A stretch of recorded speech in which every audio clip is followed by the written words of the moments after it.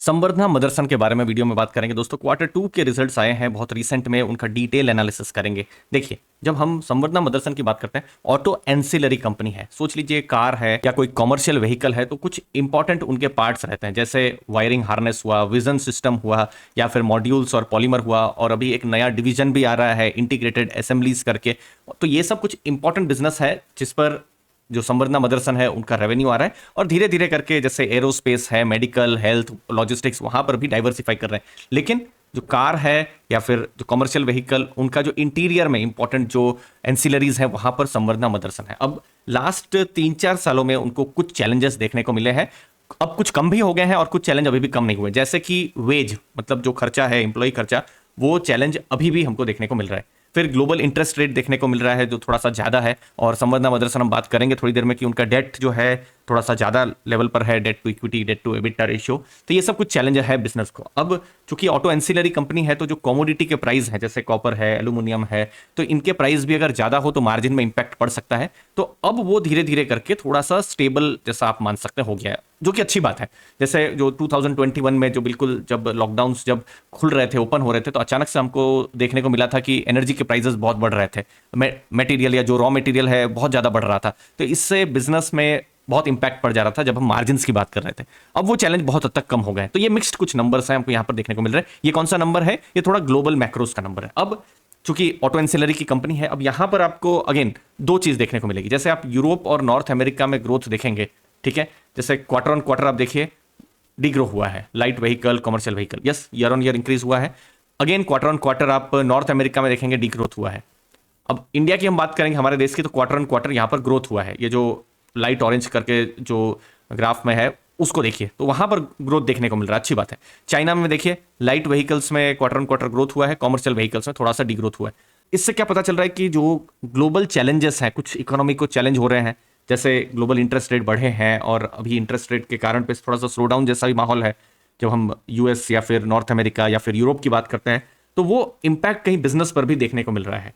तो ओवरऑल अगर गाड़ियां ज़्यादा बनेंगी, वहाँ ज़्यादा बिकेंगी, तो संवर्धना मदरसन को पॉजिटिव इंपैक्ट होगा। लेकिन वो चीज़ हमको देखने को मिल रहा है, थोड़ा सा वोलाटाइल है, थोड़ा बहुत स्ट्रांगली यहाँ पर ग्रो नहीं हो रहा है। फिर नॉर्थ अमेरिका में अभी लेबर स्ट्राइक भी हो गई थी। फिर जो यूरोप है वहाँ पर समर हॉलीडे का एक शटडाउन जैसा हो गया था। तो ये बहुत सारे फैक्टर्स हैं जिनकी वजह से बिजनेस क्वार्टर टू में इम्पैक्ट हुआ है। और इम्पैक्ट हुआ है तो यहाँ पर रेवेन्यू की बात कर लेते हैं। तो देखिए, रेवेन्यू लास्ट ईयर के कंपेरिजन में इंक्रीज हुआ है, ठीक है, 23,474 करोड़ रेवेन्यू है, जो कि लास्ट टाइम से ज्यादा है।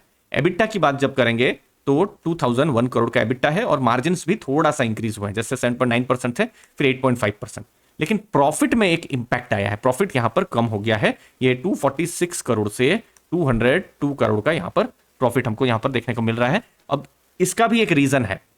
क्या रीजन है? जो अर्जेंटीना की जो मार्केट है, वहां पर एक वन टाइम इंपैक्ट उन्होंने लिया है, क्योंकि वो बहुत ही हाइपर इन्फ्लेशन जैसी कंट्री है। तो वहां पर एक उन्होंने एक इंपैक्ट लिया है, और जो डिप्रिसिएशन के जो खर्चे हैं वो कंपनी के थोड़े बढ़े हैं, जिसकी वजह से नेट जो प्रॉफिट्स हैं उस पर जो संवर्धना मदरसन इंपैक्ट यहां पर आया हुआ है, ठीक है। अब जो नेट डेट टू एबिटा पर हम बात करेंगे, इस क्वार्टर में इनफैक्ट ये भी बढ़ गया है। देखिए, पिछले एक साल अगर आप देखेंगे, इसी समय पर 2 का रेशियो था, मतलब सोच लीजिए 2 रुपए का उनका डेट है और कमाई है 1 रुपए की, 1 रुपीज की, मतलब 1 रुपीज कमा रहे हैं और 2 रुपीज का डेट है, जो कि ज्यादा है। अब ये एक्चुअली में कम हो रहा था, और ये 1.4 तक आ गया था, कब? जून महीने तक। अब सितंबर महीना, अभी जो रिजल्ट आया है सितंबर एंड का, फिर से ये थोड़ा सा डेट जो है वो इंक्रीज हुआ है। अब इसका भी रीजन है कि ये डेट यहां पर संवर्धना मदरसन का क्यों बढ़ रहा है। तो देखिए, यहां पर आप सितंबर 22, मतलब आप लास्ट 1 ईयर में आप देखेंगे, उन्होंने टोटल 15 कंपनीज को एक्वायर किया है, ठीक है। अब बहुत सारी डील्स ऑलरेडी क्लोज हो चुकी है, और बहुत सारी डील्स जो है आने वाले कुछ महीनों में क्लोज होंगी। तो उन्होंने एक्वायर किया है, तो पैसा तो चाहिए। तो उससे क्या हुआ है, जो डेट जो है उनका इंक्रीज हुआ है। अब एक्वायर किया है तो इसके अगेन डेट बढ़ा है, लेकिन कुछ फायदे भी हैं कि फ्यूचर में ज़्यादा जो बिजनेस है, रेवेन्यू है, एक्सपेक्ट किया जा सकता है। ज़्यादा फैसिलिटीज़ या जो फैक्ट्रीज हैं उनका एक्सेस उनको मिलेगा। ज़्यादा इंप्लॉइज़, लगभग 17,000 से ज़्यादा नए इंप्लॉइज़ यहाँ पर मदरसन के साथ यहाँ पर जुड़ रहे हैं। बट अभी उसका इम्पैक्ट हमको थोड़ा डेट पर थोड़ा ज़्यादा देखने को मिल रहा है। अब इस पर रेटिंग एजेंसीज क्या कहती है, हमको आने वाले टाइम पे पता चलेगा। अब ये बिल्कुल सितंबर का डेटा है, जब ये क्वार्टर टू के रिजल्ट नहीं आए थे, उस समय में AA+ का रेटिंग था और पॉजिटिव आउटलुक था, जो कि एक्चुअली में स्टेबल आउटलुक से उन्होंने पॉजिटिव आउटलुक किया था। तो ये उस समय में थोड़ा अच्छा जैसा मान सकते हैं। और ये फिर मैंने चैट जीपीटी में जब एनालिसिस किया था तो उन्होंने कहा भी था कि वो एक्सपेक्ट कर रहे हैं कि ये 1.1 से 1.5 के बीच में नेट डेट टू एबिटा रहेगा। लेकिन रिजल्ट के बाद तो हम देख रहे हैं कि ये थोड़ा सा बढ़ गया है। अब रेटिंग एजेंसीज क्या कहती है, अभी हम लोग के पास वो डेटा तो नहीं है, अभी देखते हैं अगले 1-2 महीने में या अभी कुछ अगर कोई नई रेटिंग एजेंसी का रिपोर्ट आएगा तो पता चलेगा कि क्या वो कंफर्टेबल है, क्योंकि 1.5 से ये नेट डेट टू एबिटा हो गया है या नहीं हुआ है। बाकी रेवेन्यू ग्रोथ आप देखेंगे, एक्सपेक्ट उनका यही है 20% से ज़्यादा होगा।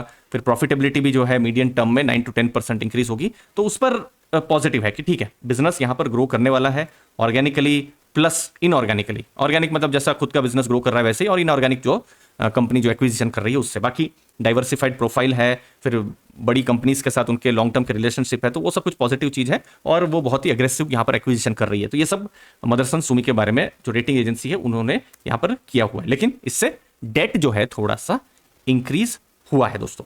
अब यहाँ पर केपेक्स या फिर जो खर्चा जो है अपने बिजनेस ग्रोथ के लिए वो भी थोड़ा सा इंक्रीज यहाँ पर हुआ है।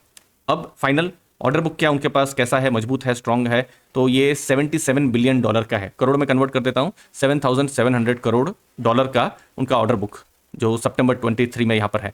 मार्च में कितना था, 6,910 करोड़ डॉलर का था, मतलब 6 महीने में ऑर्डर बुक यहाँ पर इंक्रीज हुई है। और इलेक्ट्रिक व्हीकल जो बिल्कुल थीम है लॉन्ग टर्म की, तो इलेक्ट्रिक व्हीकल 22% ऑर्डर बुक, जो ओवरऑल जो ऑर्डर बुक है ये 77 बिलियन का, तो ये हमको देखने को मिल रहा है। तो ऑर्डर बुक उनका मजबूत यहाँ पर हुआ है। लास्ट में दोस्तों मदरसन सुमी का जो रिजल्ट आए हैं Q2 में, जो मैं कुछ ब्रोकरेज रिपोर्ट्स भी पढ़ रहा था, तो जो एक्सपेक्टेशन था उससे थोड़ा सा कमजोर यहाँ पर आए हैं। मैक्रो चैलेंजेस हैं बिजनेस में, वो अभी भी देखने को मिल रहा है। और एक्वायर उन्होंने बहुत सारी कंपनियों को किया है, लास्ट एक साल में 15 कंपनीज को एक्वायर किया है, तो डेट यहाँ पर बढ़ गया है।